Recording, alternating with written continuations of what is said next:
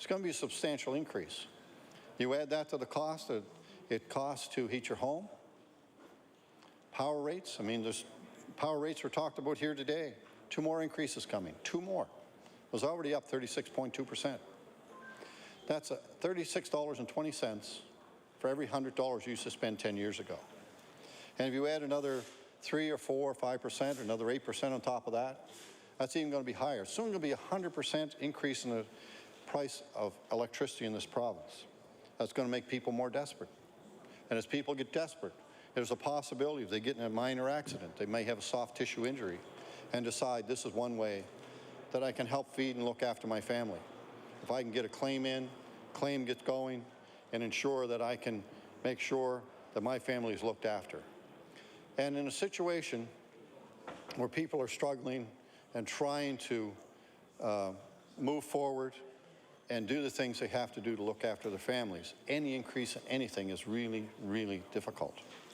And the problem with these increases, it wouldn't be too bad if it was just 1 or 2 things that are increasing. But groceries have gone up.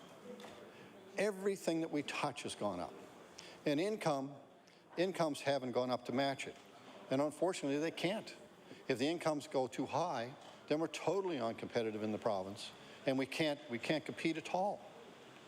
So if indeed this bill that the minister is talking about and working with and will force through the legislature because they have a majority, and impacts the standard of living and the cost to Nova Scotians, even if it's a small amount, it will add to the already mounting costs for people in the province.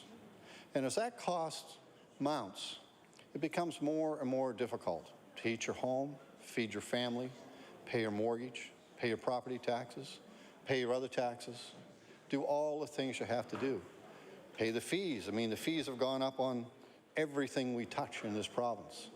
And the minister, I talked about it yesterday, of Service Nova Scotia Municipal Affairs, and again, I'll state what I said yesterday, a very honest and straightforward man, indicated in the Red Chamber here during budget submissions that indeed the fees were imposed upon them because the Department of Finance, the Minister of Finance, said you've got to raise them. You've got to raise them. So why would we have faith in this minister when he turns around and says there'll be no increase in insurance premiums? None. None because of this. Absolutely none. He's the same minister that said, you know, these are all cost-driven. But a straight line percentage increase in fees isn't cost-driven. If you're going to have an increase in fees because of cost, you have to calculate the cost on every fee. Some of them may have to go up substantially, some may actually have gone down, and it may have been a whole different picture for the province. And the province must have a handle on what these cost, each fee to administer and work at. But indeed, when I asked the Minister of Service Nova Scotia Municipal Affairs, at least the ones that he administers, and his staff, they didn't have a hard cost on them. They said it's very difficult to calculate, and it probably is. But the point I'm making is, if we have a Minister of Finance dictating to the departments to raise fees because they need more money, how can we believe that same finance minister when he says insurance premiums aren't going to go up because I say so? I can't believe him. I can't. And I can tell you the people in the communities that I represent and the people outside the communities I talk to aren't very confident in this government and becoming less and less confident every day. And most people don't realize, haven't realized yet, what these fee increases are going to have an impact on them. They're finding with the fees and the GST going up and all the other things that have been imposed by this government, they haven't realized where the problem has come from. Well, the problem has come from the increased taxes. And as the taxes go up, people have less disposable income. Less disposable income, that's money after taxes, after taxes.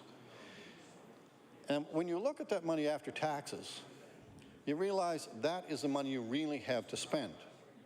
It's not what you make, your gross that you make, it's the actual money after taxes. And when you take after taxes and you take off the income tax increase that all Nova Scotians, except for one group of Nova Scotians that the finance minister and the premier in, had a tax break, all the rest of us and all the rest of the people, particularly on low income, are forced to see this bracket creep give them more and more taxes every year. So that reduces their income. That reduces their income a little bit each year, 2% every year. That they're going to have to pay for the GST. The fees that they have to pay is a little bit extra. And after a while, it all accumulates. And that $200 out of the $10,000 that you used to clear, that was a GST, not significant at all. But you add to that to the income tax, probably another $100 out of the $10,000, maybe more, depending on your tax break. You register your vehicle, a few dollars there, and you get your driver's license. Luckily, it's only once every 5 years, a few dollars there. You buy something at the fuel. Fuel's gone up from $1 to $1.27 now since this government took power. In the U.S., 84 cents a liter. 84 cents. We're going to compete with people that we have to compete with. 84 cents in the U.S. Diesel's even better price in here. So as you accumulate all those things, and you take that $10,000 that you cleared, and you look at it, what's the actual number? Well, I'm telling you, I'm calculating it. And once I get it finished, I'm going to broadcast it and let people in this province know where their money's going. And I'm going to itemize it.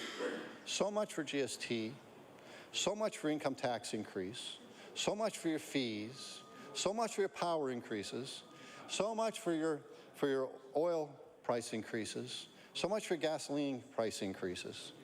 And, you know, as we go through this thing, you know, all the benches over there, they're saying, you know, this is all not really true, but it is true. And when people start to realize what's caused this, what has caused it, they will not be supporting this government anymore. And a lot of the first-time MLAs over there, and I've been around a long time, and I've seen a lot of first-time MLAs, and a lot of first-time MLAs are so confident in the government, a great job they're doing, right? The great job they're doing. Well, I got some sad news for you. Sad news. I would say that probably the numbers on the other side there, when people realize exactly what's been downloaded on them, forced on them, and imposed on them by this government, they're going to find out that indeed, that guy, when you knock on his door, they've had your sign up last time, you say, yeah, I'll take your sign again. But guaranteed, he will not vote for you. And guess what? You won't be back. Well, I guess that may be better for the people of Nova Scotia. I'm sure it will be. But unfortunately, you know, it's going to be quite a shock to some people. And, you know, it's interesting to see how things go on. And it's going to be quite interesting to see what happens as time goes on. But as we see the effects of these incremental tax increases, we're going to see people getting very, very frustrated. We've already had some demonstrations out here, well, around City Hall, that seem to be backed by the unions. They don't seem to want to come to Province House here and talk about that and camp out here. Not that I'm inviting them here, don't get me wrong. But it's $5,000 from a union for demonstrators. The same people that support the NDP, it makes you wonder why. But I think you're going to find out soon that some of these people that are demonstrating are going to be here on the doorsteps and saying, you know, we can't live anymore. We can't live in Nova Scotia anymore. And we can't stay here anymore. We can't afford to live here.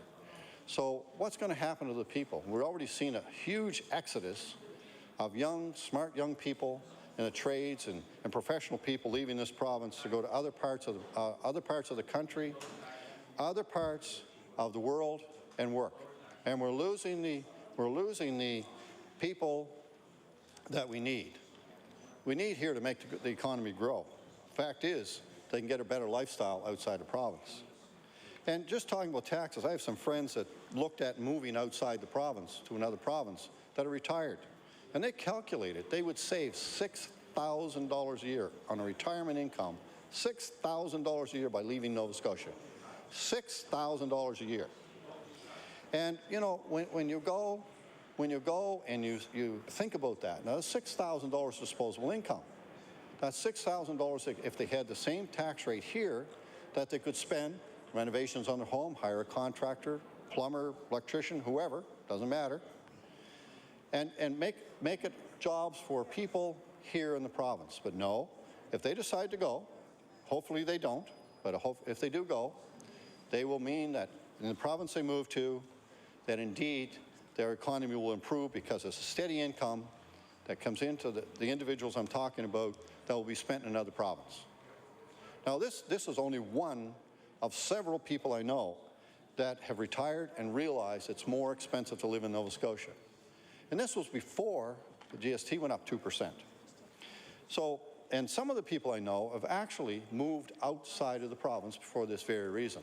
And I don't know how widespread that is, but it'd be interesting to find out how many people have left this province because of the devastating taxes and negative impact this government has had on the people of this province. A better deal for Nova Scotia families. Nova Scotia families, better deal for today's families. That's the proper word. That's the election slogan.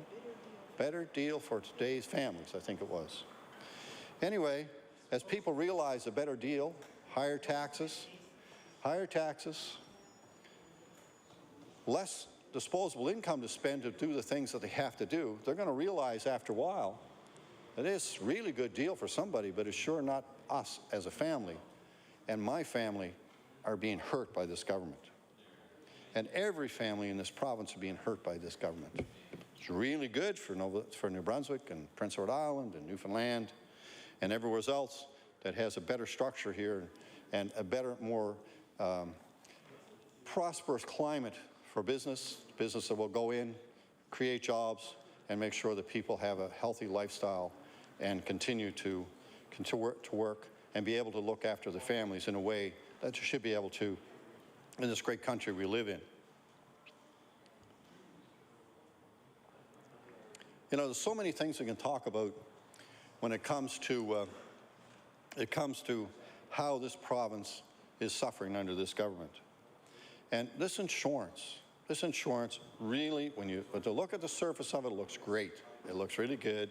There's going to be more money for people that have a soft tissue injury. That's the toughest thing you can prove and the toughest thing that you can measure. So indeed, if there's some people out there that are struggling and desperately trying to look after their families under the economic climate that this government has created, I think you're going to see more and more and more claims of that type come forward. And if that happens, guaranteed, insurance premiums will go up. And as insurance premiums go up, it's another nail that's going to be driven in the system that's going to help destroy this economy in the province. I mean, the economy is already suffering. We're looking at businesses closing down, and if business doesn't make money, business can't survive. And that's what's happening in this province. Every little fee, every little thing that you have to pay for and do that's over and above, and the things that really, really hurt. I mean, we see the government closed the ferry in Yarmouth. They shut it down, bang, closed it down. And no plan at all for what's going to happen. And you see businesses closing because of that. Closing. And makes you wonder how that has not had a negative effect on the province. Well, it has. It has had a negative effect on the province. No plan to move forward. The minister said today, you know, tourism is doing great, $1.8 billion. $1.8 billion, but that's down. It's going to be down further, and it's going to keep going down. Because people aren't even going to travel in the province that travel maybe to Yarmouth or to Sydney or wherever they may want to go from Halifax or into Halifax from another area to have a vacation. They're not going to have the money to do that. And when they don't have the money to do that, it means the tourism operators in whatever area of the province it is are going to hurt. And we have some incredible places in this province that you can visit. You don't have to leave the province to have a wonderful vacation. But indeed, that's going to hurt that industry too.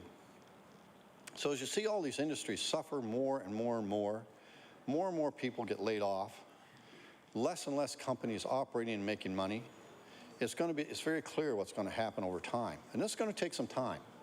It'll take some time. And by the time that any effect of the shipbuilding contract comes in place, and I'm still very skeptical about the numbers that have been quoted. I don't think that they're quite accurate where they're going to be, and we won't have the 11,000 jobs that are supposed to be there. I'd be very surprised if we come anywhere near that, even with all the possible spin-offs that could be there. And I've talked about that on a previous day. But that's not going to be enough to help. It's not going to be enough to help. That is, at least before those ships get built, anywhere from 3 to 4, maybe 5 years away before this starts. 4 to 5 years.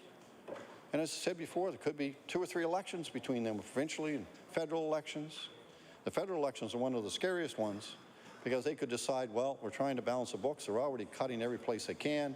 And they may decide, well, we're going to do the program, but we're going to do half as many ships, and we're going to do them over a longer period of time. And indeed, you know, you can build the ships, but you're not going to have as much money to do it with. So therefore, there are going to be fewer people employed, fewer spin-off jobs, and everything that goes with it. And you look at rural Nova Scotia. I hear my colleagues talk about rural Nova Scotia and that are from the rural Nova Scotia and see the devastation that's happening to employment in those areas. And I can tell you, I represent a community that's very high on employment, even though we're within HRM. And it's very devastating to see a family come in and talk to you about, you know, they can't pay their property taxes and their home is going for sale. Their home is going for sale. This is a regular occurrence in my office now. Regular occurrence. Other people coming in, well, I can't pay my heat bill. I can't heat my home. And when you explain to them that the taxes have increased so much and the insurance will go up with this bill, which will cost them more again, will that mean they'll be driving vehicles with no insurance? No insurance? Well, it was probably, the government will probably say, well, you have to have proof of insurance and register your vehicle. Sure you do. No problem. So you get proof of insurance today, register your vehicle, and cancel it the next day. And away you go. You can drive until you get a road stop or something happens or you get in an accident and you get away with it. But who's going to suffer? You know who's going to suffer? The people they get in the accident with. The people they get in the accident with are going to suffer. And that's what Nova Scotians could be facing. Could be. Hopefully they won't. But it's a reality and a possibility. There are people in this province now that drive without insurance. I guarantee you. I talk to the RCMP in my area. They regularly pick up people with no insurance. And I don't think it's just to my area. I think it's the whole province. I know many people that don't have insurance on their homes. They simply cannot afford it. What does that tell you? It tells you that you're being taxed to death. The people are telling me that they can't afford to live here anymore. They can't afford to live here. And anyone that thinks this isn't real really hasn't been paying attention to their constituents and listening to what they're telling you. Because this is what's happening in this province. It's got to stop. It has to stop. We have to stop imposing all these taxes and fees and everything else on people. I mean, and I talked the other day also about if the interest rate rises, if the interest rate internationally goes up, and to service the debt in this province, the province will probably go bankrupt. Then what will happen? All the civil servants out there that have these good jobs with government, and that's great, may not have jobs anymore. Then what happens to the economy? The economy really drop.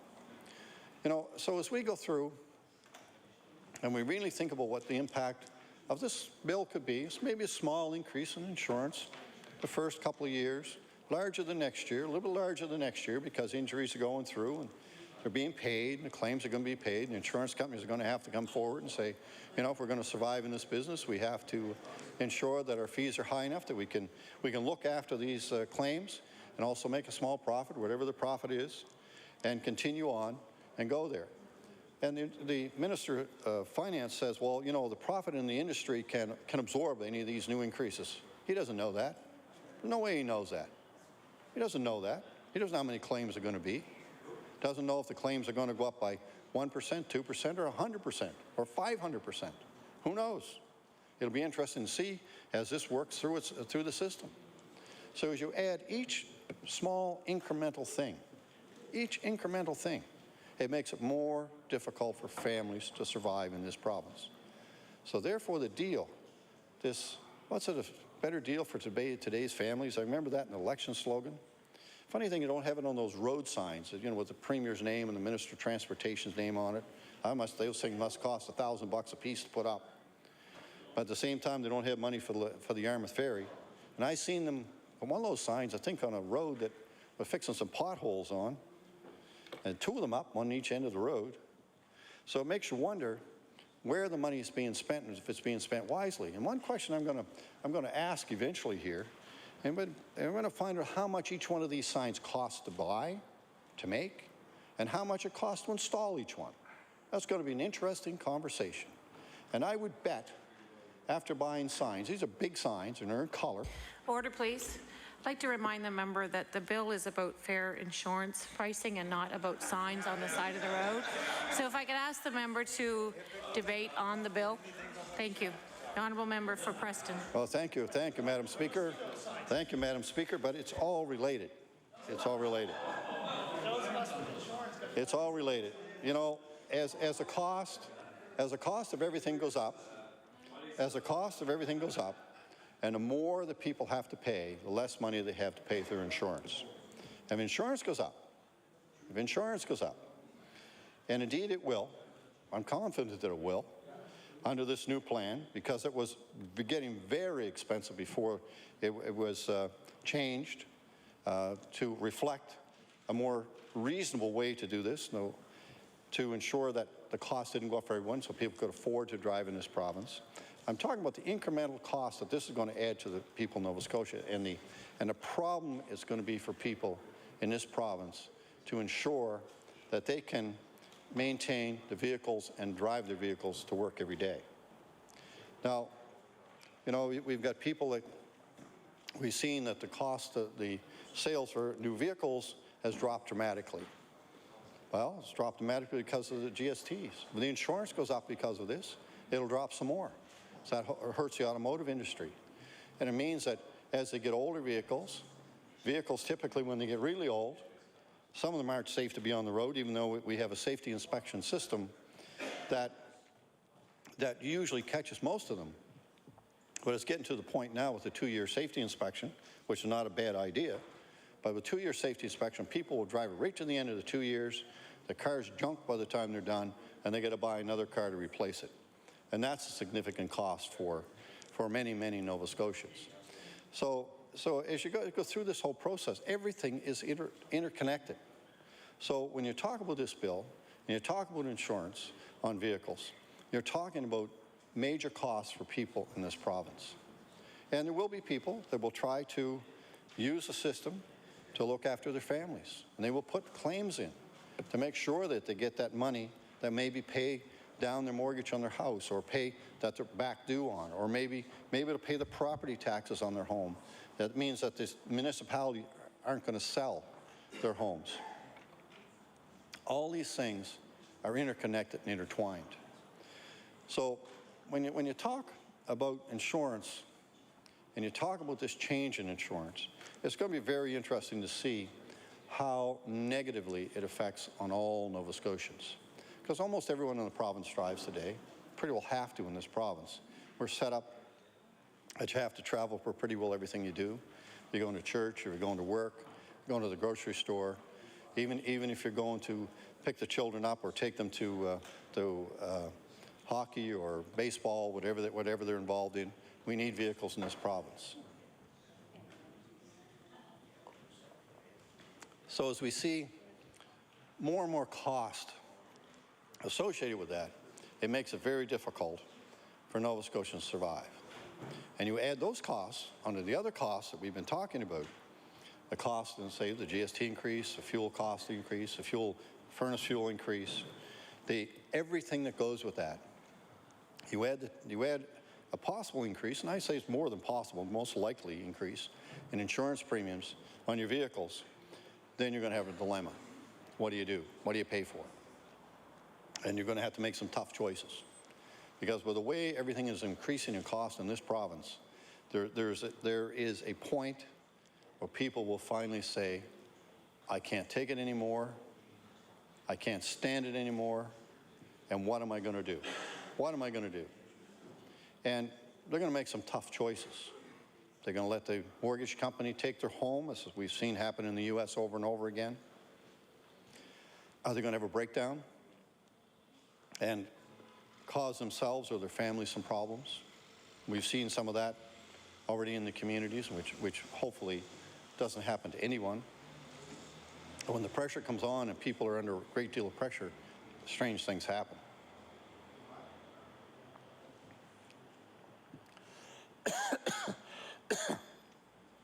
So I would just ask the Minister of Finance, as he goes through all this and he looks at all these things, to consider these words. I know he doesn't understand possibly what a family is like that has a couple of children, both people working, trying to pay for daycare, trying to get back and forth to work, maintain their home, and make sure the children have the clothing they need, the food they need, and the opportunities that every other child in this province is entitled to. So each time you add an incremental cost to that family that can't be replaced, you've got a problem. Then you take a senior citizen on a fixed income, probably a survivor, one survivor out of a couple that used to have a reasonably good income. All of a sudden, it's one person in the family has the income. And I see a lot of senior citizens trying to stay in their homes, doing a wonderful job trying to do it, but struggling every day. And again, most senior citizens have vehicles. If the insurance rate goes up, it's one more thing that it's going to be too expensive for them to do. And that means they're going to have to give their transportation up. The one thing that's so important to them, their independence, and have to rely on someone else to drive them around, pick them up, move them around. That's reality. That's reality. So it makes you wonder. Thank you. It makes you wonder how people can possibly think that a bill like this isn't going to affect them and affect them negatively. And when you look at it and see how that's going to really hurt the people in the province, it could be catastrophic to a lot of people. You know, we have 1,000 people a week in this province, and that's through Senior Secretariat, the number they've quoted. 1,000 people a week in this province turn to 65. 1,000 people a week. And that shows you how many people are going to be retired. That's 52,000 people a year in this province that turn to 65. So we're turning very quickly into a retirement province. And those people that are retiring, at whatever age you retire, if it's 55 or 80, it doesn't matter, that income is then, when people retire, typically is fixed. And I see more and more people, when I go to the local building supply store, more and more people working part-time so they can make ends meet. Part-time, that are retired, and they're not that old. Probably someone 65 or 67, maybe even 50-some that's retired at 55, working to make ends meet. And it's difficult to make ends meet in this province. We've got to do something to ensure people can afford to live here. It's a wonderful place to live. People are incredible here and live in this province. And it's a wonderful place, but the opportunities are slipping away on us. I talked before, you know, and we're running a business here. And a business is faced with more auto insurance in Nova Scotia than they are in New Brunswick. Even if it's a few $100s a year, it's going to be very, very difficult for that business to compete with a company from outside the province. Very difficult. Difficult enough now. The government doesn't seem to grasp that. They don't seem to understand it. And we always have all these plans they're working on, all these other things. But they don't seem to be generating very many jobs. Not very many jobs. That's a negative impact on jobs in this province. Negative impact. Fewer people working. With fewer people working, there's fewer tax dollars. Fewer tax dollars, aging population, people that will be using the healthcare system more and more and more as time goes on. You're going to see a crisis in this province. A crisis. I hope it never comes. But the way this government is going, by the way they're imposing more and more costs on everyday families in Nova Scotia, the better deal for Nova Scotia families, that they towed it so well, it's going to be nearly impossible for people to survive in this province. And I don't know who is going to be hit the hardest first. I guess the people with the lowest income. There was a lot of programs there for people with lowest income, and a person said to me the other day, there was someone they talked to, and they said, this person has low income and they deserve grants and everything they can get, but it's not fair. Because here, my husband and I work, we have children in university, and we're struggling. We are struggling. And we're probably struggling as more or as badly as the person they were talking to, only because it's a crisis that they have at the present time. And we can't get this program, any of these programs that the government has, because our income is just a little bit over the limit. And because of that, and they were talking about some of the energy programs that the government has, and some of them very good programs, I might admit, and commend the government for, but very good programs that in long term could help people, and indeed they can't get those programs. So, Madam Speaker, in closing, I'm very concerned about this bill. I'm very concerned about the impact this bill is going to have on families in Nova Scotia today, and how negative it could be, and indeed how devastating it could be for the families in this province. Thank you, Madam Speaker. I recognize the Honourable Leader of the Progressive Conservative Party. Thank you, Madam Speaker. Madam Speaker, I just decided I would add my voice to the debate on this bill after seeing with some amusement the remarks made by the minister responsible last night. He is an individual who claims to know a lot about many things, but his view of insurance law history and experience in this province for the last decade is rose-colored, to say the least. Orange-colored might probably be a better way to describe it.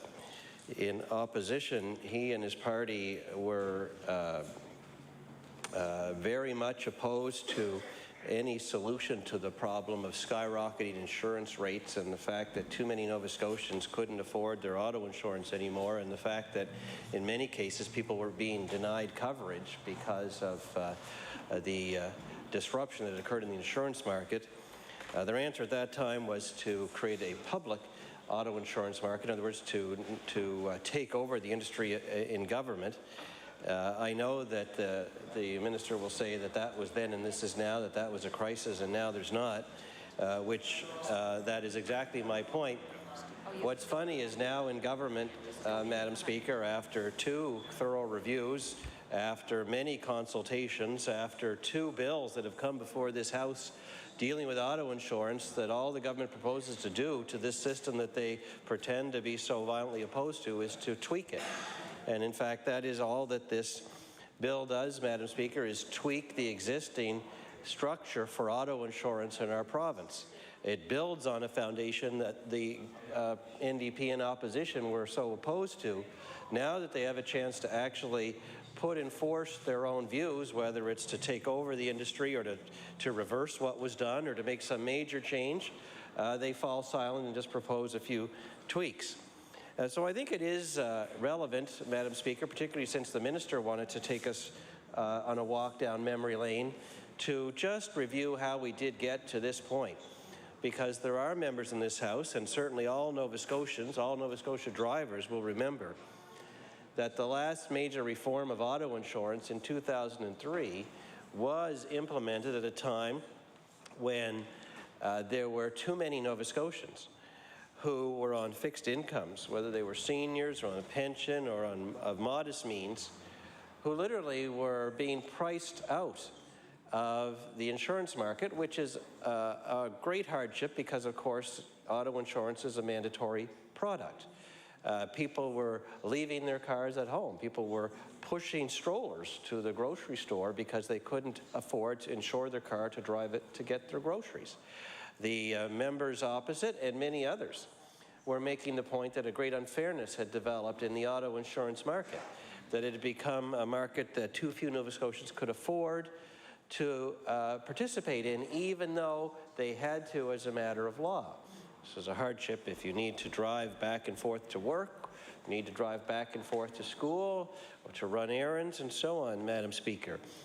In fact, by 2003, for the first time in the history of our province, public opinion polls were showing that auto insurance premiums had become a bigger issue in our province than health care or education or jobs. It was indeed a market that had fallen apart. The NDP's answer was for the government to take it over.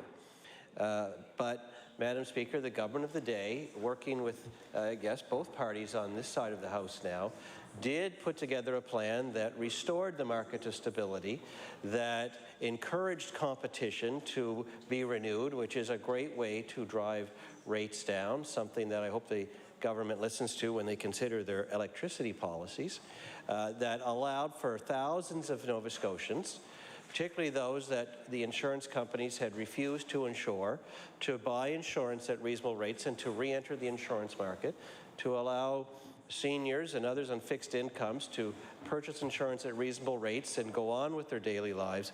All of that became possible again, Madam Speaker, and Nova Scotia earned the great tribute of being the province in the following years that had the fastest falling premiums for auto insurance of any province in Canada. That is an accomplishment. That actually did make life easier and more affordable for Nova Scotians. Perhaps that is why the NDP remain opposed to it, because the other actions that they take in other areas have had the effect of increasing costs on Nova Scotians, not to drive them down. Here is one area where the government, by virtue of the bills it passes, the policies it sets, can actually put a few dollars back into the pockets of hardworking Nova Scotians, and that is through the auto insurance premiums that they pay. That is what it was done then, and the system has worked wonders for Nova Scotians ever since. In fact, Madam Speaker, I can't help but point out that it is a system that's been copied by many other provinces in Canada who have also had to deal with the problem of skyrocketing auto insurance rates. No one today is talking about skyrocketing auto insurance rates because, in fact, they have gone down. In 2003, the government at the time took firm action and actually legislated premiums down by 20%. As some members may remember, an instant relief provided to Nova Scotia drivers. What has happened to premiums since they were forced down by 20%? They have continued their downward trend, and there are more providers and more competition and lower rates and more people that can afford to drive and buy auto insurance as a result. Madam Speaker, or Mr. Speaker, I should point out that all the way through, the NDP have opposed those things that made life easier for Nova Scotia drivers. Now they are in office, and now they've been in office for 2 years, and the minister says they are still opposed to the reforms to the insurance market that allowed all of these good things to happen. But, Mr. Speaker, it begs the question, if they are so opposed to the reforms that have allowed the insurance market to thrive and provide for better coverage and lower premiums, why, as the minister responsible today, is he not doing what is within his power to do and actually reverse it? Why not change it if you are opposed to it? I guess perhaps, Mr. Speaker, it's awfully easy for a member like the minister responsible, and he's on this side of the House, to be opposed to things. Then, when he finds himself on the government side of the House, he changes his views, because we've now had 2 bills on insurance that could have reversed what he says he's opposed to. And yet, in both cases, he has failed to do so. Instead, he has proposed minor changes. The bill last year, which increased the size of the cap on non-financial losses, on minor injuries, is one that we supported because after 8 years it was time to review the amount of the cap. But that is not a major reform to auto insurance. That is a minor tweak that takes into account the basic principle that costs have gone up. Now we have this bill before us, which proposes to make some more minor tweaks to the insurance system, building on the foundation that was done before. So I just want to point out, Mr. Speaker, that after two years and plus in office, after a major consultation, after a major review, after the introduction of 2 bills into this House, the NDP have done nothing but make minor changes to a system that is working.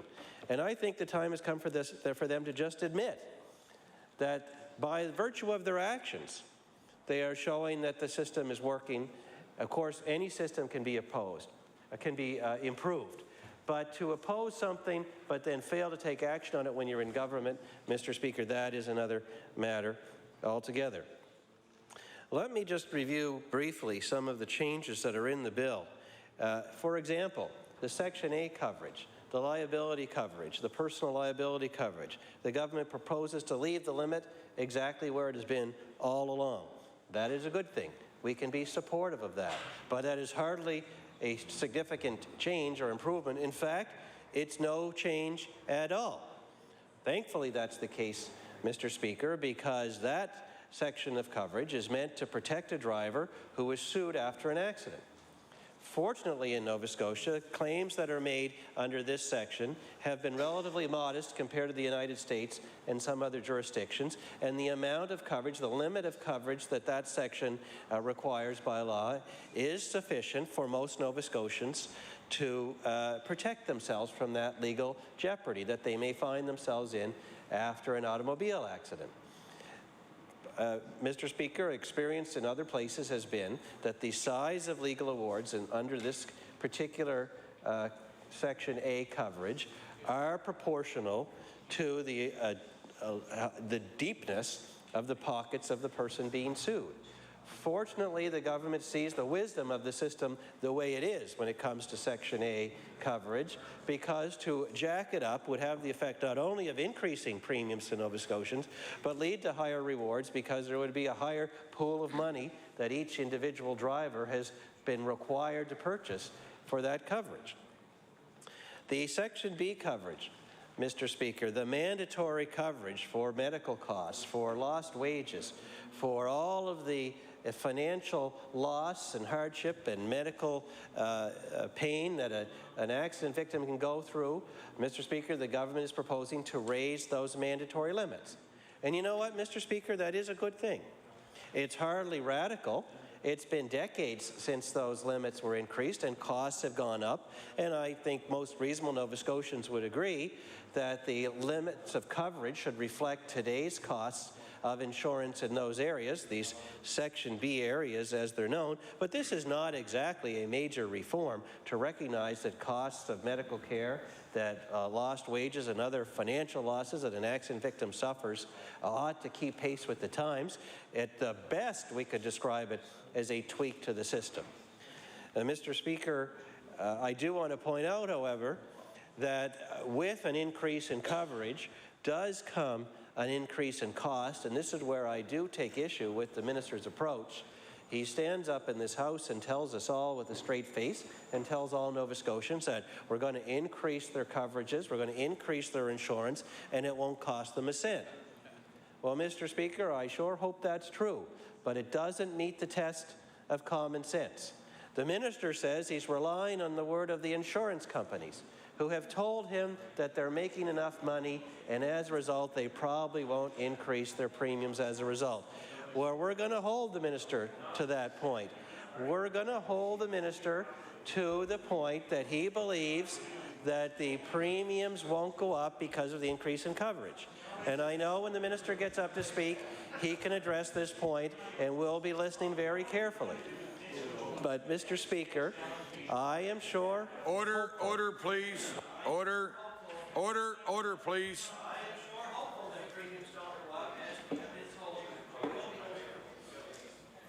Thank you.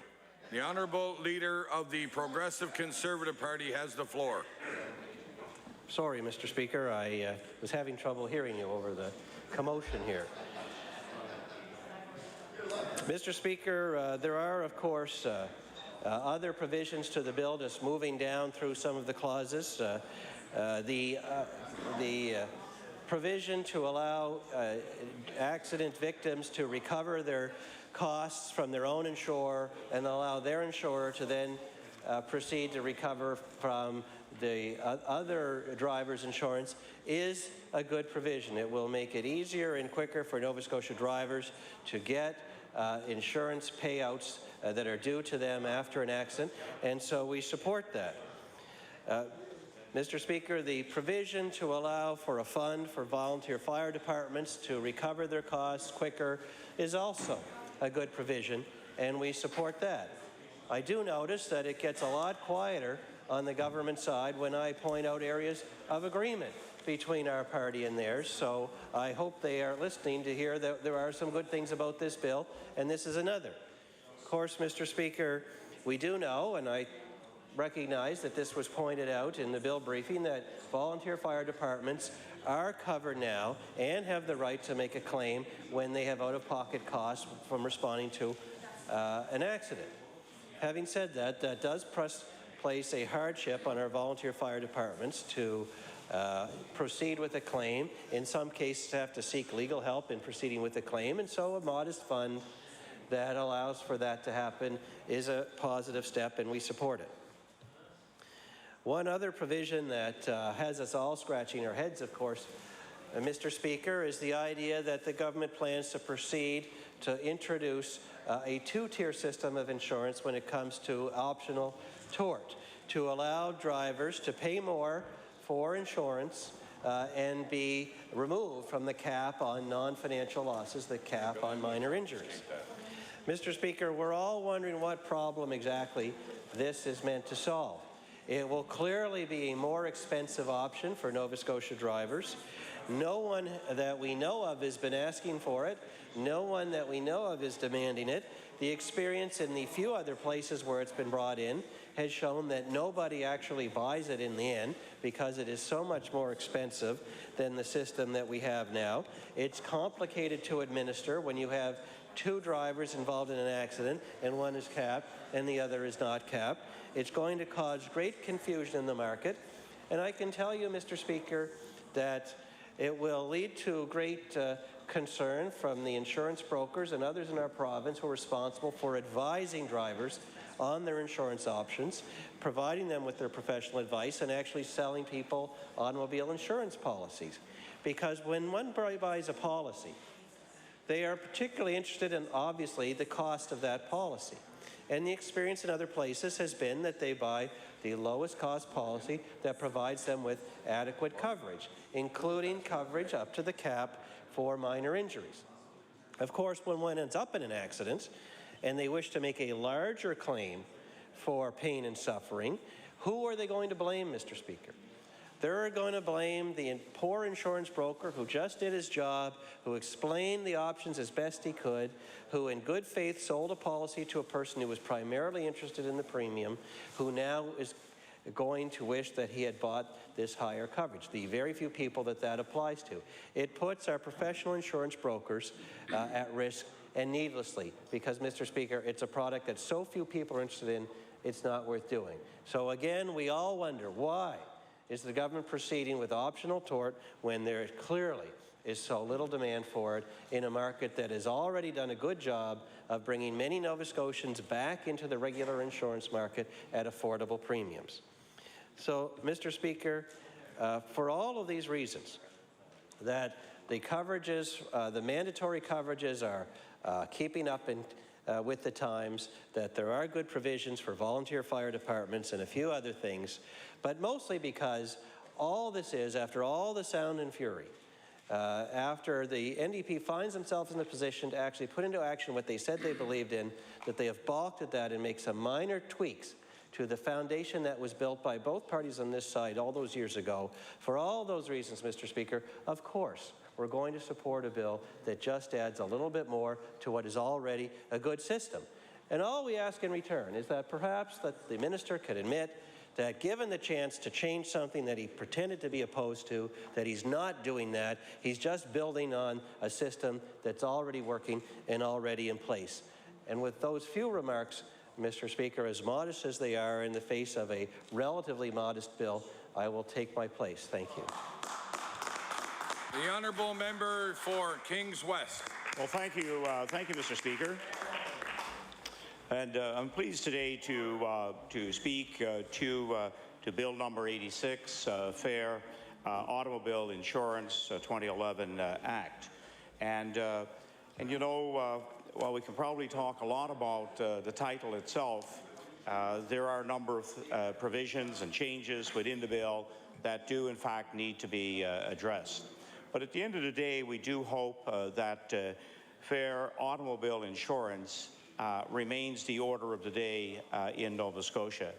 I just did a very quick and tidy with a couple of the insurance companies in my riding, and you know, they haven't drilled down on the details of the bill, but essentially their message is very loud and clear, and that is, you know, consumers are presently happy with the rates that customers are currently paying, and you know, are not wanting to see that change for the foreseeable future.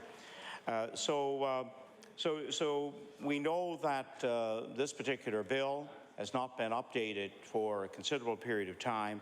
So inside the bill, there are some minor changes that in fact can make the overall amendments here very positive. So this bill then is considered by at least a small sampling that I had an opportunity to speak with, is actually moving in a good direction. But the one area that in fact both insurance providers in my area that I spoke with, you know, said that it will come down to the implementation of this bill, because there are a fair number of changes. Some considered really just updating language, others, of course, a little bit more extensive. But again, how it will be implemented.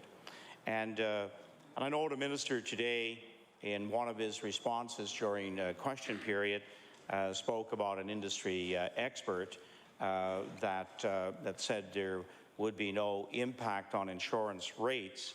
Well, when I read what he had to say, he actually put up a precautionary flag and actually said that in the short term, there should not be any dramatic increases. However, in the long term, how you know, the UARB rules, how this plays out with actual cases, because we know that you know, every day there are accidents in the province of Nova Scotia. You know, there are automobile accidents that we all know about, and how claims will be made will obviously impact on how much you and I are going to have to pay for our insurance.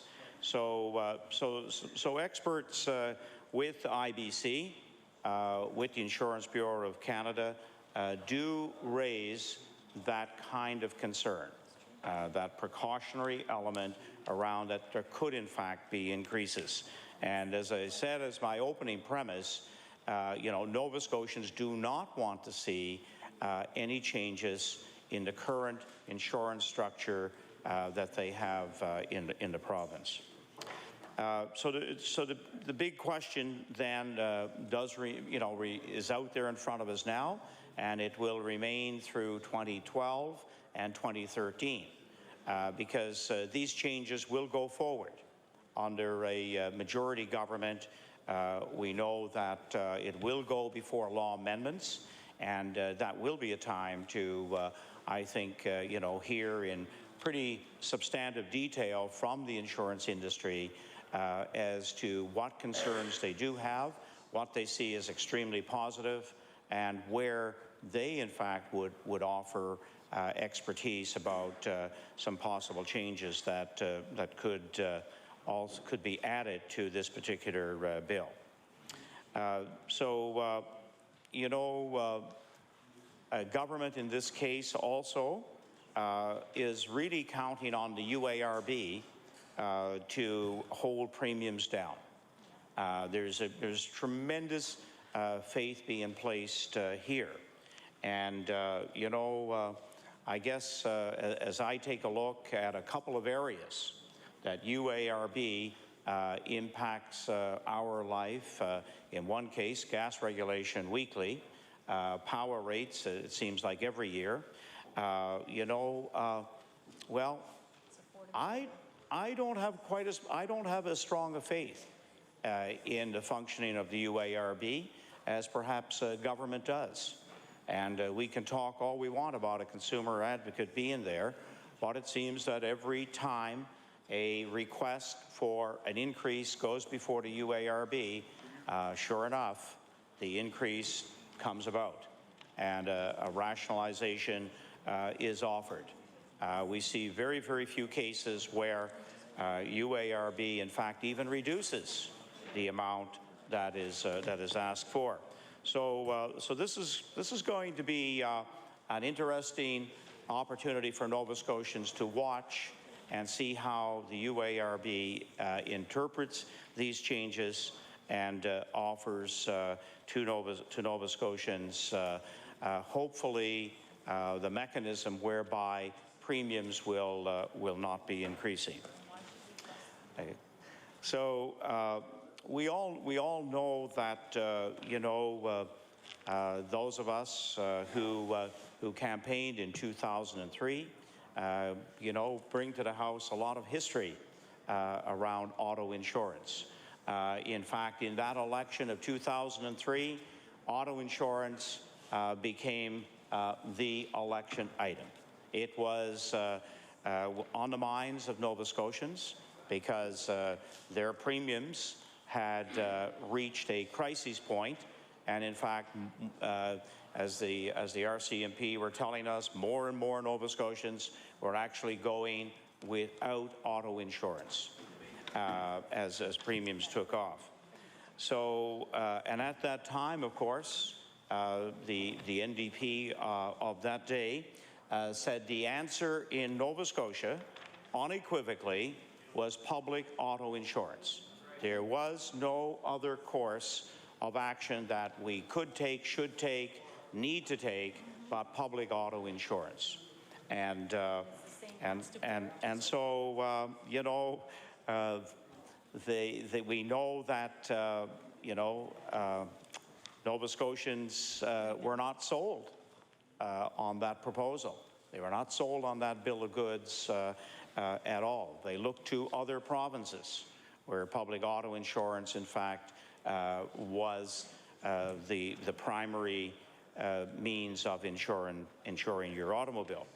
And so we did make changes at the time, and as some of my colleagues talked about yesterday, what we put forward we felt was very fair, very balanced, and we left the legislature with, again, in trust in government and in good faith that the Conservative government of the day would in fact implement exactly the direction that came forward, and we support it in a minority government situation. In order to deal with the crisis in that year, Bill 1, I think Bill 1 was in fact memorable to many of us who came to the legislature that year, and it was in fact a good part of the answer to dealing with the auto insurance crisis. But once we left here and regulations had to be put in place around the bill, we know that there were changes made, and they were again done by cabinet, not by the consent of the House, and that's always one of the fears around any bill that moves from the floor of the legislature to possibilities of, again, fine-tuning, other tweaking that may take place by cabinet. And in that particular context, it really set down the basis for I guess much fairer pricing for automobile insurance, and in fact the last 7 or 8 years have given us that history to show that the major premise that was made in this House worked for auto insurance and for the public of Nova Scotia.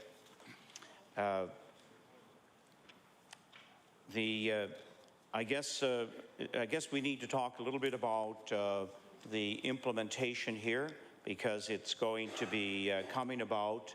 The reforms will come about in 2 phases, and the first one is effective April 1st of 2012, and the second phase will follow on April 1st of 2013. And the phase 1 changes. This is the first time that we've seen changes, and as many of my colleagues and members of the third party have pointed out, it is the first changes to come about in many years. And I will refer to a few of these. Some of them were referenced in the media, but not all of them. And I will point out for the public what some of those are. So, and essentially, it's medical, rehabilitation expenses, funeral expenses, death benefits, and they will all double, while loss of income, principal unpaid housekeeper will see substantial increases. And the increase in the accident benefits in this in Section B, the medical and rehabilitation expenses will move from $25,000 to $50,000. Current mandatory benefit for a funeral expense as a result of an accident in our province is $1,000, and that the new mandatory benefit will move to $2,500. We should take the tax off that. Debt benefits, well, we've talked a lot in this House about getting the tax off funerals, and that would help a lot. That's right. Death benefits to head of the household, $10,000 will be raised to $25,000. Spouse of head of household, again, $10,000 to $25,000, and a dependent will move from $2,000 to $5,000. Order, please. I would remind the member that we should not be reading line by line from the bill. We would be speaking to the title. Thank you. Thank you very much, Madam Speaker. I know that while that may be the rule of the day, I must say, from people who tell me very often in the House, they don't have much background. Order, please. I would remind the member that I've made a call on that. I would ask the member now to proceed to debating the title of the bill.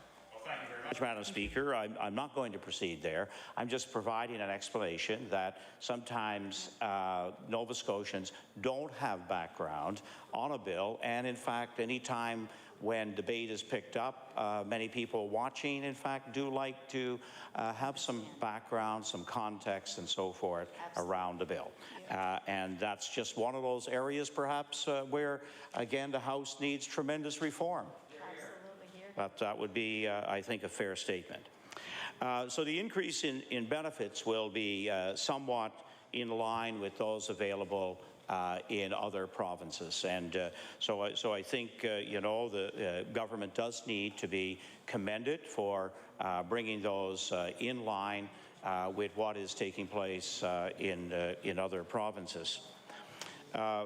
IBC says that increasing Section B benefits will undoubtedly add costs to the auto insurance system, and I think as again, in checking with a couple of the local providers in my area, this, in fact, was their greatest concern.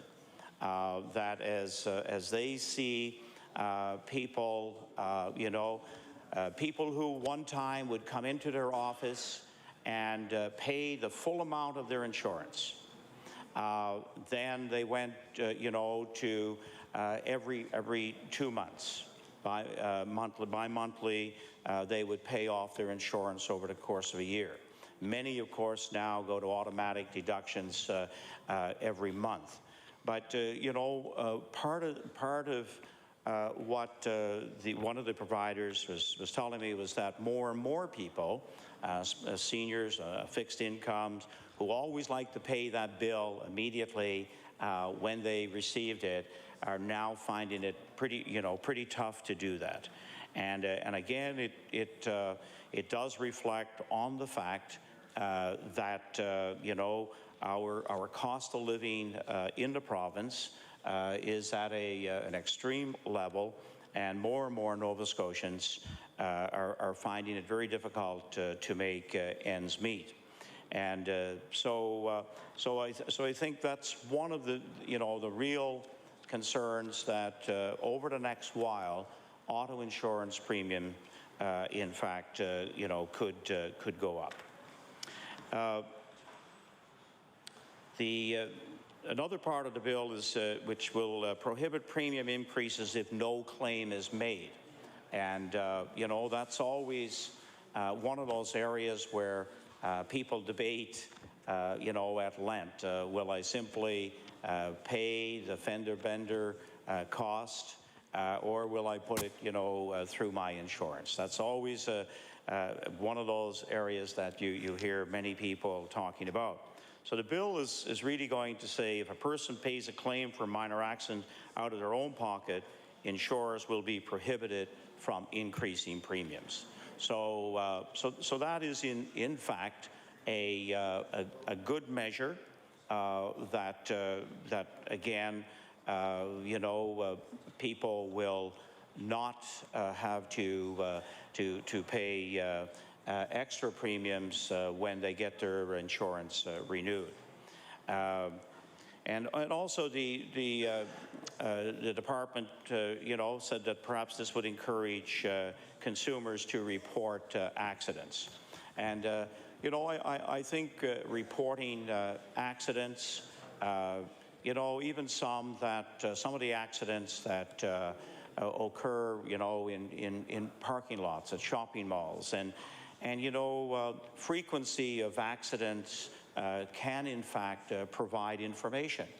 If it's if it's a driveway that is somewhat hidden, and there are multiple accidents that occur, having those reported and having that kind of information available, I think are where we have made improvements, and that can in fact cut down on accidents and cut down on claims, because we know that again is one of the means of holding auto insurance premiums in check, because accidents under coverage have to be paid for.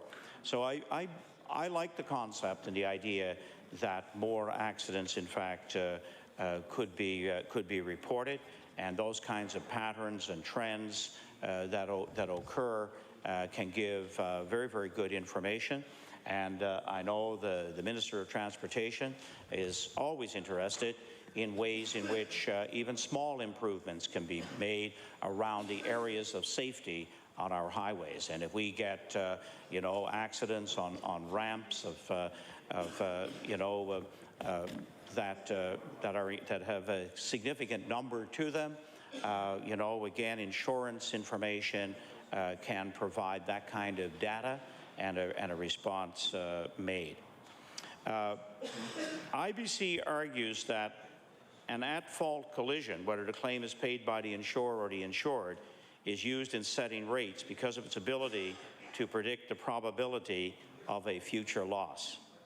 And again, that is good information that the insurance company can provide based on that collection of data that they have over a period of time, and in fact can establish and hopefully prevent future increases. Removing this means that insurance companies would lose a key rating factor, and again the Insurance Bureau pointed that out in their reaction. One of the areas that I know a very, very strong interest in my area was the assisting of volunteer fire departments with an annual levy. And we are finding in the rural part of Nova Scotia that I represent, which has 4 major fire departments, Kingston, Aylesford, Berwick, and Waterville, they are responding to more and more accidents. Again, we're finding that the ambulance system, you know, sometimes the ambulance system is, of course, the first responder, but very often they are, you know, transferring patients, they are attending an accident, and in fact, the fire departments do tremendous amount of training to be first responders. And I think this comes at a very, very good time, as some of our rural departments, again, are finding that fundraising is not quite as strong as it traditionally was in our communities. And so having this levy put on every premium, every person that goes out to get an insurance is going to be extremely helpful. And we know also that geographically, many of our fire departments are situated much closer to some of our major highways, the 100 series highways, than where the base would be for the ambulance service. And in fact, very often, fire departments are often the first on the scene, even though 911 has made the contact that, you know, a serious accident has occurred and the ambulance needs to be on site. It is very often, I know in our area of Kings County, that the fire departments are very, very close to the 101. And it's not the ambulance base that is often responding. So this would out 50 cents per vehicle, administered through the Superintendent of Insurance, similar to the $19 per vehicle public health levy. And this will go a long way, a good measure, when departments have to upgrade their equipment. And also, you know, training has to be paid for. And our rural departments have some people that in fact are highly qualified in terms of being first responders.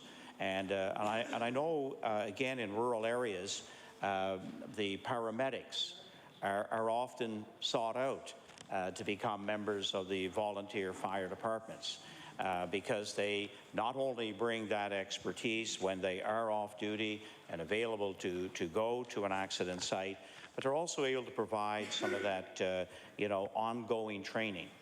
This is one of the areas that we sometimes, you know, we see the fire departments in action, but I know very well that there was a training night, you know, every week for a number of months of the year, and having our fire departments with those kind of skills is in fact a great advantage to be able to handle the emergencies that do come our way. One of the reasons that this legislation has come forward is the fact that we went a considerable number of years without any updating, and by having the legislation and regulations reviewed every 7 years is again a positive measure. And we know that you know, we won't slide, we won't fall behind, whether or not it's the benefits that need to be paid out, that we won't get too far behind what is reasonable and what is pretty standard across the country. The Phase 2 changes direct compensation for property damage. Consumers will be able to receive compensation for a collision from their own insurer. And again, you know, we know that sometimes going through, you know, the other person's insurance and dealing with reports that have to be made and everything substantiated around accidents. This may, in fact, and I think the fact that it is in practice in some other provinces and jurisdictions probably means that it is, in fact, able to facilitate and shorten the time period as to when claims can be paid out. So again, to go to your own insurer, it's somebody that very often you have placed, you know, that trust in to provide a professional service. Many people have, in fact, the same insurance company through a lifetime for whether it's their home, their auto, travel, all of these areas. Sometimes there's a provider, especially in our small communities, that provide the service year after year. So I have no problem with this, and in fact, think again, it is a positive move. And but once again, I'm reminded by my colleague that you know, there is a cost to be paid every time, perhaps you know, we do work to facilitate and make things more expedient and efficient. Perhaps that is why now some of these delays that they do get, you know, piled on a desk. They don't get reviewed and examined for a considerable period of time. So once again, you know, this is the concern that Nova Scotians you know, have started to raise when we look at this bill, which overall, as I said from the outset, is moving in a good direction. Insurers will be able to provide more accurate rates since they will know exactly what vehicle they will be paying for before an accident happens. And this is, again, sometimes a difficult area.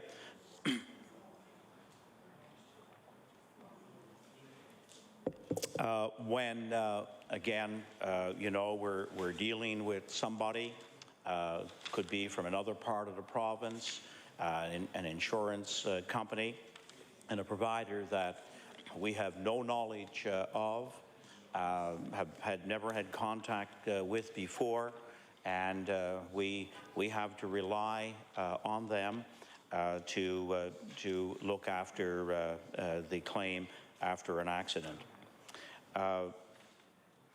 And it shouldn't result in any premium changes on average.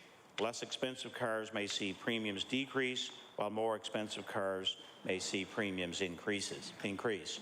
So again, whether that increase you know, will be leveled out right across the system, and the tens of thousands you know, of vehicles share the pain a little bit here, would be one of the natural worries that you know, that we will have to see in the coming weeks and months, whether or not we're going to be told that, yeah, the increase is not substantial, but we do have to make those kinds of provisions, and there will be an increase. The minor injury protocols are similar to those in place in Alberta.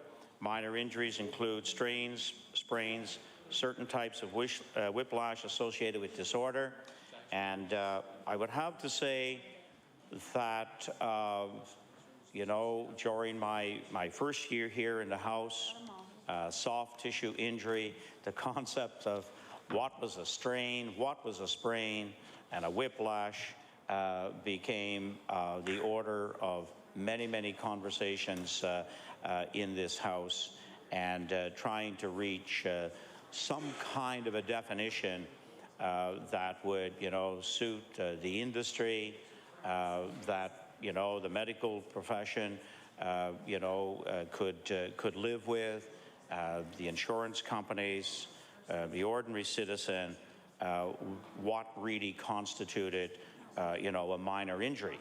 And in fact, some minor injuries, as we know, and there were some great stories and examples that were told here in the House that, were in fact seeming to be a minor injury, but provided many medical complications that resulted in long-term medical treatment, long-term rehabilitation for people.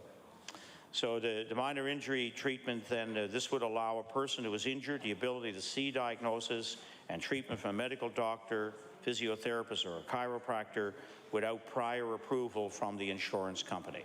So it allows, people to get that examination after, you've been in what, again, seemingly could be a minor accident, a hit from behind at a stop sign, and you can get moving on treatment without having to worry who will be paying, how much of it will be covered, and which is a concern, again, to citizens of our province. Fees will be set for forms, items related to diagnosis and treatment to ensure costs are contained. And again, as I started, again, the basic premise that I was referencing and talking about here was that will this, in fact, mean, further costs? Because, again, there's going to be a fee structure set for the forms and the items relating to diagnosis and treatment. And, again, hopefully, this will not mean that we will pay more for our premiums. IBC concludes that the success of the protocols will hinge on the inclusion of a few critical supporting components that include engaging health providers and, when possible, their regulatory colleges and insurers during the design and implementation to gather support and ongoing adherence to the protocols. Compensation controls on health provider fees to prevent an inappropriate large proportion of increased resources from being captured by provider compensation rates, and ongoing and aggressive monitoring of the protocols and their performance pertaining to improving health outcomes and controlling costs. So this is what IBC is reading into some of the details of Bill number 86.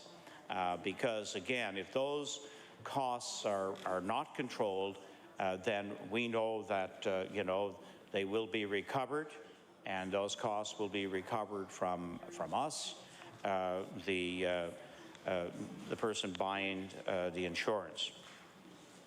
Again, there's vicarious liability and primacy for rented vehicles.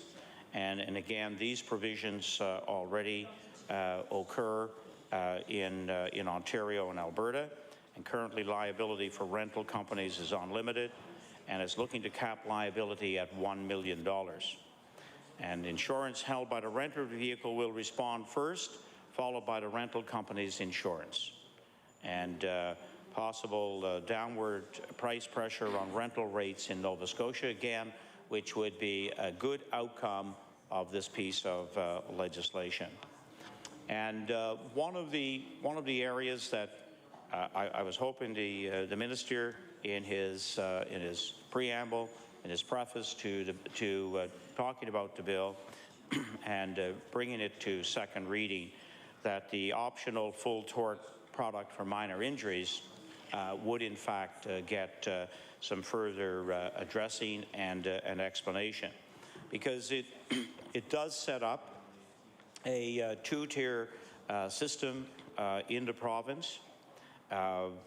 When we have people who can afford to buy the extra insurance, only probably those people will be opting for the extra. that relates to pain and suffering awards. So currently, the awards have been increased, and that has been a positive that the NDP government have brought to Nova Scotians, is increasing it to $7,500, a provision that was welcomed, although we know that sometimes minor injuries that require long-term ongoing treatments, people would like to be able to access more than that amount, and again an insurance benefit could be paying for the extra coverage. We know that today people on fixed incomes in our province, whether it's seniors, those on income assistance, people who work for minimum wage, those people very unlikely that they would be able to provide this extra coverage. So where this will finally arrive in terms of what it will cost Nova Scotians remains to be seen, because this has been submitted to the UARB for pricing, and we don't know if the price in fact will be quite prohibitive for even more Nova Scotians than are currently being suggested that would pick up this extra insurance.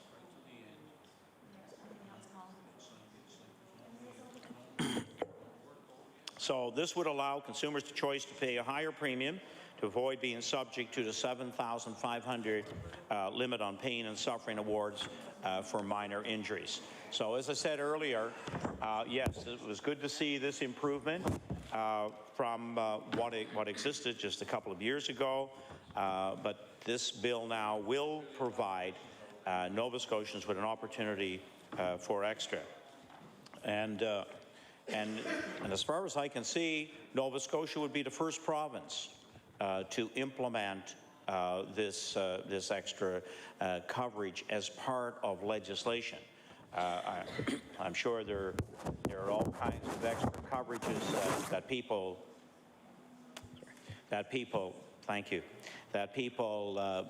can go to their insurance provider and obtain, but this is going to be developed through legislation, and it looks like Nova Scotia is the first province. Now, one of the areas that I think the Insurance Bureau of Canada and those that are watching how insurance changes and legislation develop are going to be looking very, very closely as to whether or not the implementation will ensure that there isn't some cross-subsidization of premiums and that there are no unintended consequences. And that simply means that we could have the general population who are picking up the basic auto insurance coverage. We hope that there is no additional burden placed on them to possibly subsidize a larger number of people who in fact may buy the extra premium that is being offered as one of the ways of being able to deal with compensation that goes well beyond the $7,500. And we know that once we're having to pay for medical treatment, $7,500 does not go too far, and so this in fact could be one of the ways in which more people would in fact pick up insurance coverage, is by a number of people having to support it.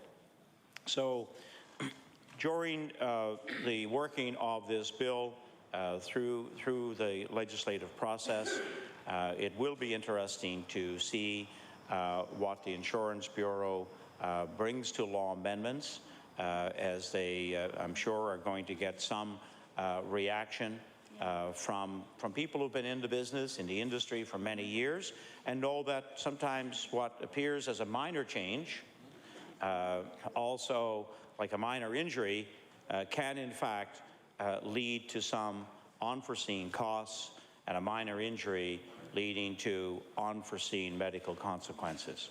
So I look forward, Madam Speaker, to seeing this bill move through law amendments. Thank you. I recognize the honourable member for Yarmouth. Thank you, Madam Speaker. As always, it's an honor to stand in my place and discuss an important act like this that affects a lot of Nova Scotians and a lot of small businesses in our province. And I think, as my colleagues in our caucus have stated before, there are some very good progressive moves in this act that have probably been a long time coming that we're happy to see. Increased benefits to consumers is obviously a good thing. That's something that we all want to see happen. Our consumers receive more for the dollars they put into paying for services. The periodic reviews, the support for the fire departments, and those are other positive moves in here. And no one has stood up here and said that this is a bad act by any stretch of the imagination. But at a time when costs for nearly everything in this province are going up under this government, we have an increased cost to power. I'm sure each and every one of us have experienced that in our home constituencies when members of our constituencies come into our office and discuss the problems that they're having with their power rates. I just had that happen a few more times this week. People's power was shut off because they couldn't afford the bills. At a time when taxes are going up in this province because this government chose to increase the consumer tax. At a time when food prices are going up. At a time when utility fees are going up. At a time when municipal taxes may be going up because this government decided to download costs onto municipalities and break with the memorandum of understanding that they had with municipal units. At a time when life in general is becoming more expensive in Nova Scotia because of this government, I think what consumers need is to have an honest discussion about what the increased cost to their auto insurance will be. And we don't know if their costs are going to go up. We've had the Minister of Finance stand up and say that he believes that the increased cost to insurance companies may be absorbed by their current profit margins, but we don't know that. And the devil's in the details with this, and I think that the taxpayers and consumers have an absolute right to know, is this piece of legislation going to make my life more expensive? Is it going to make my insurance less affordable for me? Am I going to be able to afford to have a car to begin with? I'm sure there's many folks in our ridings back home that ask themselves that question every day. Can I afford my car payments? Can I afford my insurance payments? And this piece of legislation may put a bit of uncertainty into their lives, because right now we don't know the answers to that. And I want to be very clear, this caucus and myself support our insurance industry. I recently had a constituent of mine, a voter, come into my office. This was last summer, sorry. His house burnt down. His house burnt down. And he came in, he said, you're my MLA, I need your help. I said, well, what can I help you with? He said, I need help getting my passport sooner so I can still go on my trip with my girlfriend. The reason he was able to do that was because of the great service that his insurance broker and the insurance company gave him to cover all of his assets. So we do support our insurance industry. I want to be very clear about that. In fact, I think it's very important to especially be supportive of our small insurance brokers, those folks, entrepreneurs that are in each and every one of our communities providing this essential service to the public. It's important that we support those. And I think back at a time when this government decided to give, I think it was $3 million to TD, one of the largest banks in the country, to actually compete directly with those small insurance brokers. There are small shops all over rural Nova Scotia and even here in Metro that are trying to make ends meet, trying to employ people, trying to make a living out of being an insurance broker. And here we have this government, instead of supporting those small business owners that need help more than anybody else in this province because Nova Scotia is so uncompetitive and because they do pay such high taxes, you know, instead of looking at ways, legislation, regulations, funding, how we can help those small businesses, this government decided, well, we'll give millions of dollars to one of the largest banks in the country to compete directly with those small business owners. To compete directly. Yes, Madam Speaker, I will consider introduction. I'll get back on that topic later. Thank you. The Honourable we've had a request for an introduction from the Honourable Member for Halifax Atlantic. Thank you, Madam Speaker, and thank you to the member for Yarmouth as well for his indulgence in allowing this interruption. I simply wanted to introduce 3 eagle-eyed observers of the democratic processes who have come from Halifax Atlantic to watch, and I hope to enjoy this evening's proceedings. They are Bruce Gates, Sandra Whitehead, and Joy Wolfrey, and if everybody would please welcome them to this evening's proceedings. Thank you. I welcome all guests to today's proceedings. I hope you enjoyed today. I recognize the Honourable Member for Yarmouth. Thank you, Madam Speaker, and I'd like to welcome any other observers that are in the gallery today. Hope they have fun. The few that are left at this supper hour. Back to the previous point I was making, Madam Chair, about this government's lack of support for small business and the fact that it's willing to provide millions and millions of dollars to one of the largest corporations in the country to actually compete against small businesses in the province. You know, you talk to small business owners in rural communities here in Metro, that is something that affected their confidence. It affected their, you know, they're saying, you know, why are these big companies that don't need any money getting all these dollars to actually compete against us, the small folks who are just trying to make ends meet with this business, trying to provide for our families. And that rationale hasn't been provided here in the House. That rationale hasn't been provided at any time by this government. And, you know, in supporting our vital insurance industry here in Nova Scotia, I think one thing that we need to do here is be clear on whether this government is going to pursue its previous commitment to public auto insurance. Today, in question period, when asked, the Minister of Finance did not unequivocally rule out public auto insurance in this province. That is a failed government policy. If you talk to consumers in the provinces that have received public auto insurance, for a time their rates may have dropped slightly, but the service they received was terrible. And you'll find there was a lot of consumers that had to go to court to actually get funding from the government-run public auto insurance just to cover their claims.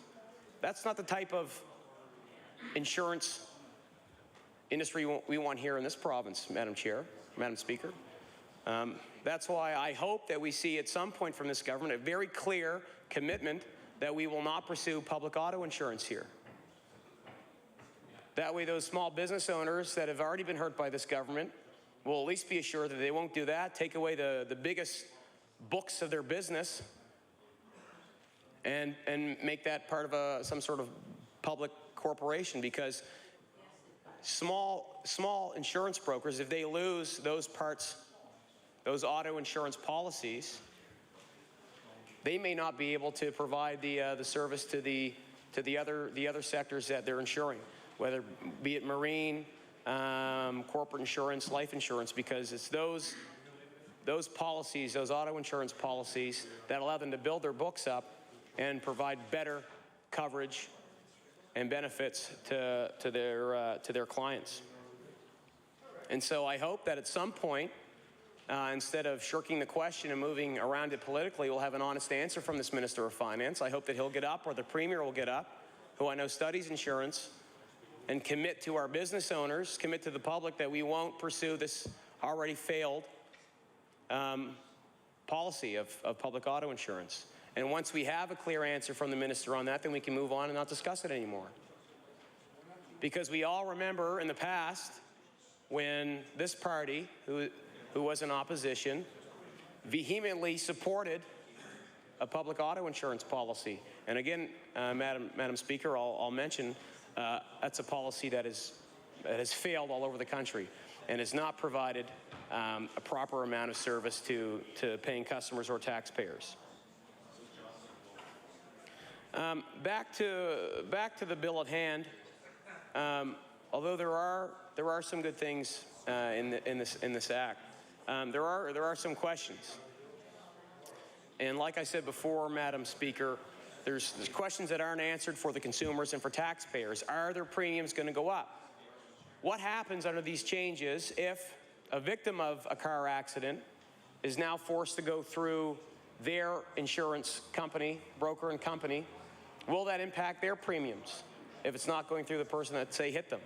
You know, that's a question that's not answered. And even the representatives from the industry have said the devil's in the details, and they're not entirely sure how this is all going to work out.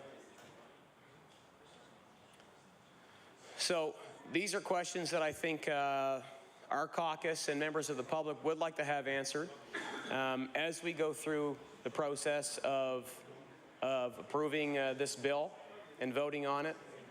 And I'm sure a lot of these questions will come into law amendments. But more importantly, I think, for consumers and for the businesses that are affected by this, we do need those commitments from this government that they're not going to pursue failed insurance policies that other jurisdictions have already learned from their mistakes on.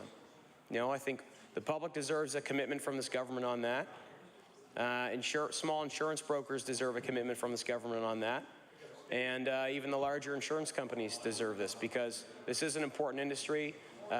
We are talking about entrepreneurs that are out there working in everyone's community, whose confidence has been shaken numerous times by this government. And I think what this government at least owes them is to provide them with a bit of confidence that you won't move forward with that policy. And that hasn't happened yet. That hasn't happened yet. We had a Minister of Finance stand up and not answer that question today. And at a time when prices are going up all over the province for everything, for power rates, taxes, food costs,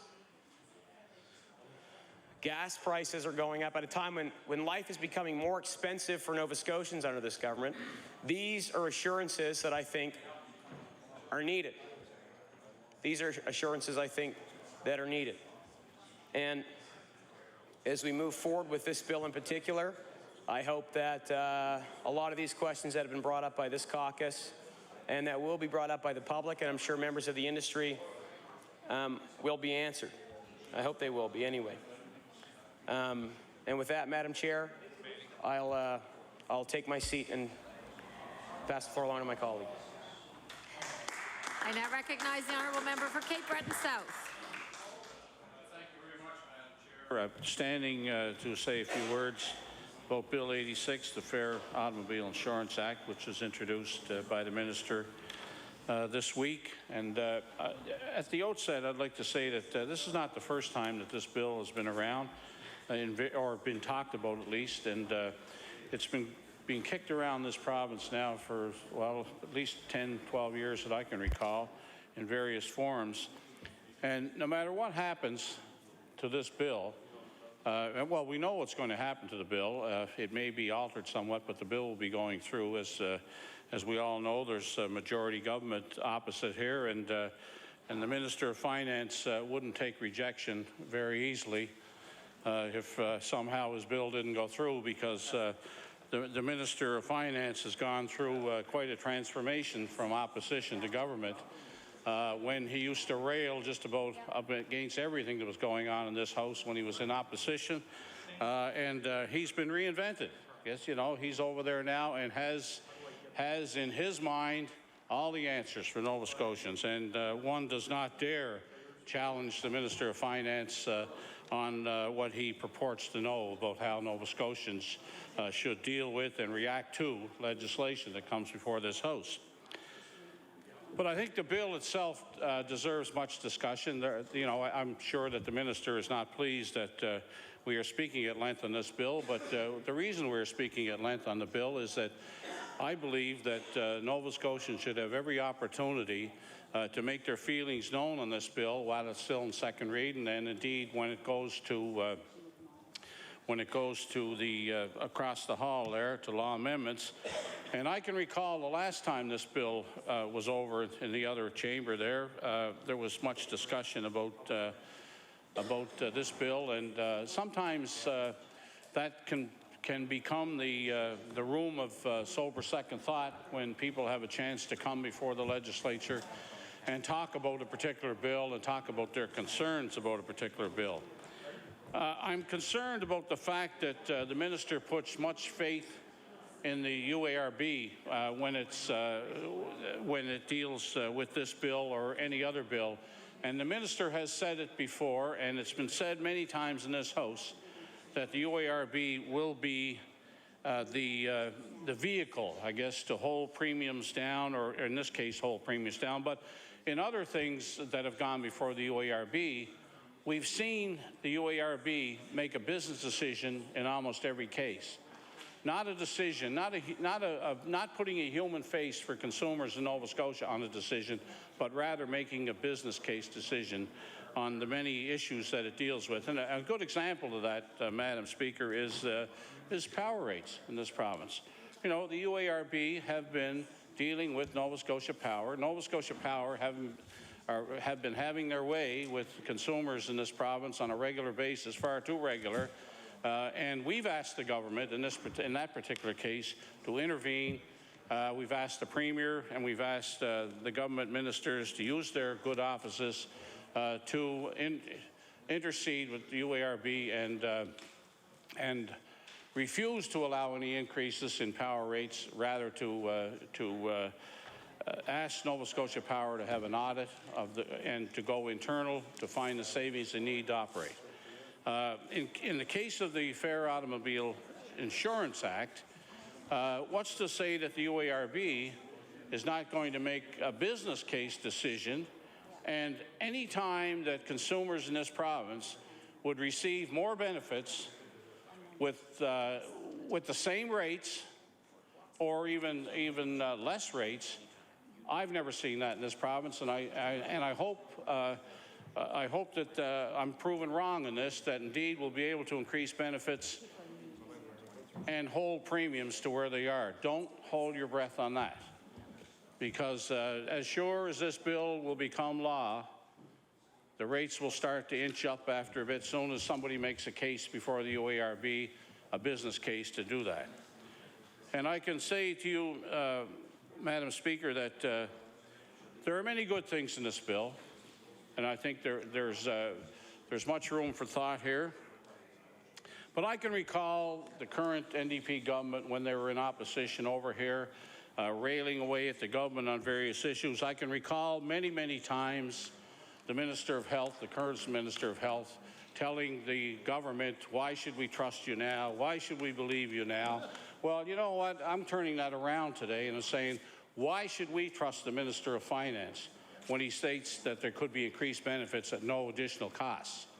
You know, I have a feeling about that the minister is putting his best face forward here to get this bill through, and then after that's over, the bill is law, and again, the UARB will be making business decisions, and again, business will have its way with consumers. However, let me say to you, Madam Speaker, that government doesn't run business very well. And it's been stated that there's an ulterior motive here with the Minister of Finance, that someday soon we're going to see public automobile insurance run by government in this province.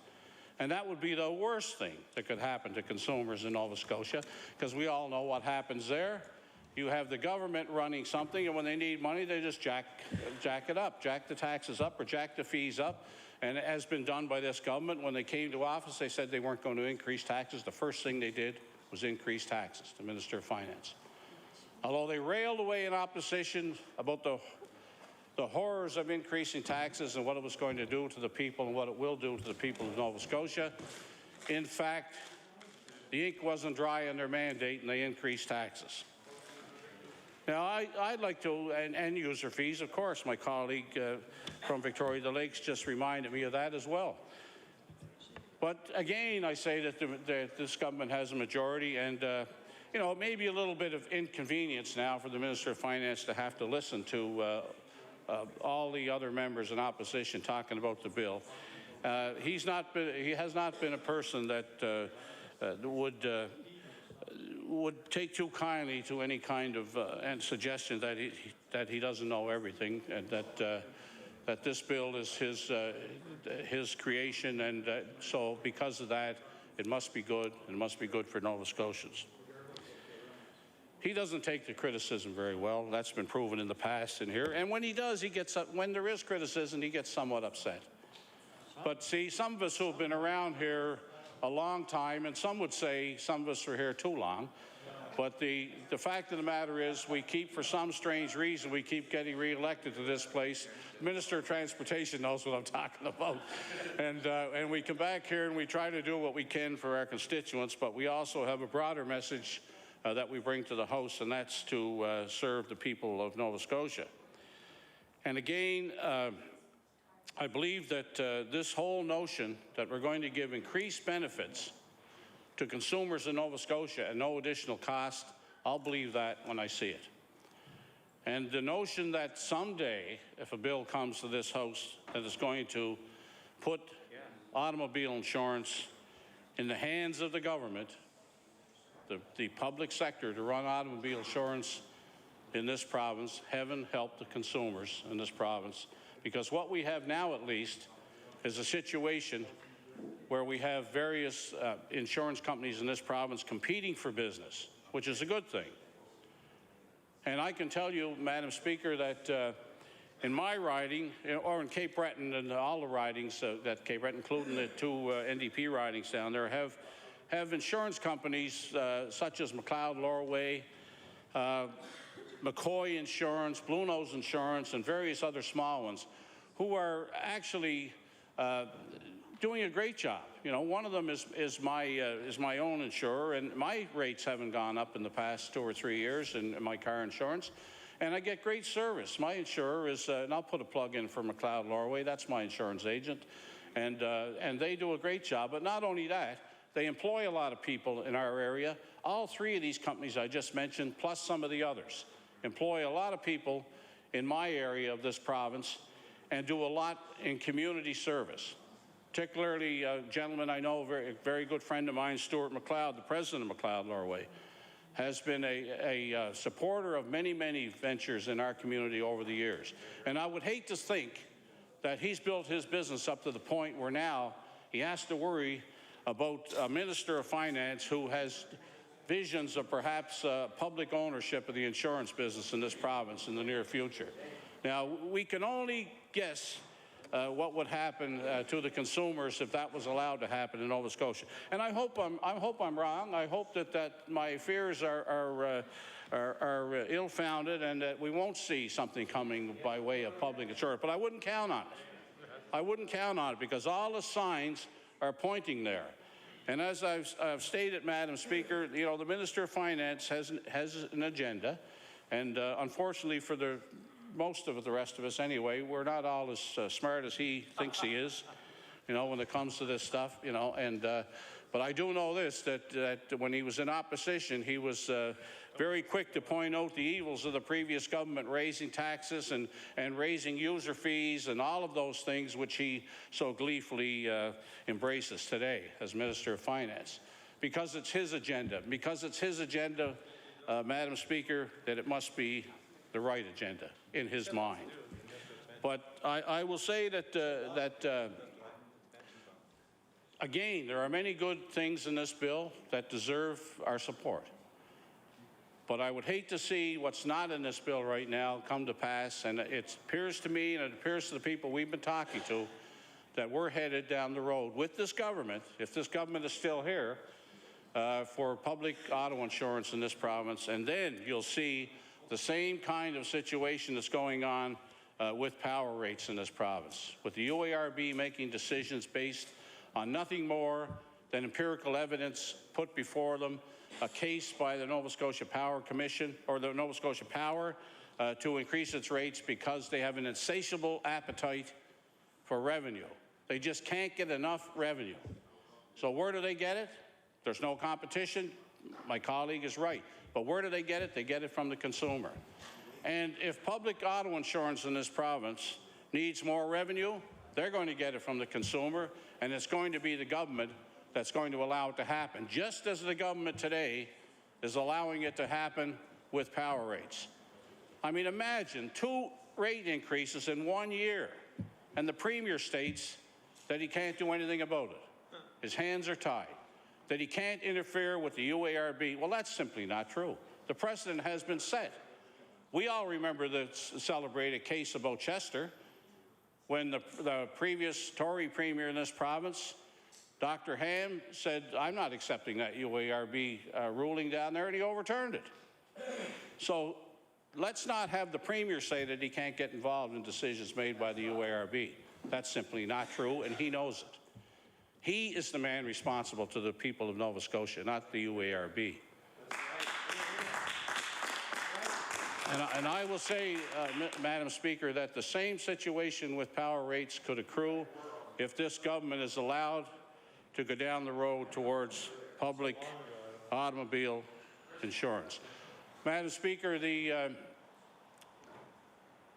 Law Amendments Committee of this House is going to play a very important role in determining where this bill goes, and if the government is listening, they will listen to the many presentations that are going to come before this committee. But let me say, Madam Speaker, that profit should not be a dirty word either in Nova Scotia. These insurance companies that I mentioned earlier are keeping rates reasonable, and I say in the terms of auto insurance, my own automobile insurance hasn't gone up in 3 or 4 years.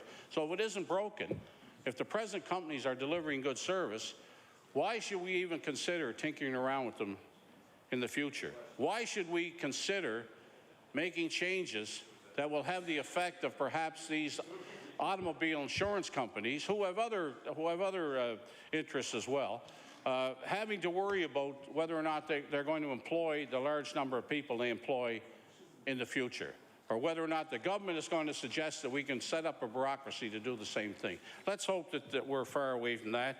I'm just saying in my place tonight, on this date, that I have concerns about the Minister of Finance's agenda in this, because he has talked about that while in opposition. He has talked about government, the big business is bad, insurance companies are bad, private sector is bad. I've heard it all from the Minister of Finance when he was over here in opposition. I've heard it all. I listened to it for 10 years. But when he gets over there now, well, 8 years. He hastens to remind me of that. Seems like 20, right, you know. But anyway, Madam Speaker, yeah. But Madam Speaker, I say before I will adjourn debate today in a couple of minutes that the companies that I talk about are the same companies that deal with people that the Deputy Premier deals with, and he knows and respects those companies like McLeod Lorway and Blue Nose Insurance and McCoy Insurance and all the other providers in our area who employ many, many people at good-paying jobs. And I would hate to think that the people such as the community people I've talked to that support many interests in our community, people like Stuart McLeod, would have to sit and worry whether his business is going to be around in a few years, because it's not all about Stuart McLeod or any of the other people, Richie McCoy or any of those people. It's not about them. It's about the people that work for them. It's about the service they provide in our community. And the service they provide is an excellent service in our community and should be protected. So I would hope if there's one message, Madam Speaker, that I would leave that Minister of Finance, is that there are many good things in this bill we can support. Public ownership down the road is not one of them. Thank you very much, and I'll adjourn debate. Okay? Thank you. The motion is to adjourn debate. All in favor? Opposed? Motion is carried. I recognize the Honourable Government House Leader. Thank you, Madam Speaker. Madam Speaker, that concludes the government's business for today. I should now rise to meet from the hours of 2 to 6, and I'll now hand it over to the House Leader for the Progressive Conservative Party to give opposition business. Thank you. I recognize the Honourable House Leader for the Progressive Conservative Party. Just don't call me late for dinner. That's really all I care about at this point. Thank you very much, Madam Speaker. Tomorrow's opposition day will be after the daily routine. In question period, we'll be calling bills number 92, Power Rates Reduction Act, and bill number 69, Transparency in Power Rates. So I now move that you rise, and we'll meet tomorrow between the hours of 2 and 6. Thank you. The question is, we do now rise to meet again tomorrow, November 16th, between the hours of 2 and 6. All in favor, say aye. Aye. Those opposed, nay. The motion is carried. We've reached the moment of interruption. I now call under Rule 5.5, a resolution as read earlier today, put forward by the Honourable Member for Richmond, which reads, therefore, be it resolved that this NDP government finally acknowledge the devastating impact job losses are having on rural Nova Scotia. I recognize the Honourable Member for Yarmouth. Thank you, Madam Speaker. Thank you. This is an increasingly important topic for this House of Assembly to discuss. The state of our economies in rural Nova Scotia. As I mentioned last week in late debate, Halifax is doing well. We've had an increase, I believe, over the last number of years of about 10,000 jobs. That does not mean that rural Nova Scotia is in the same state. In fact, we've lost approximately 10,000 jobs in rural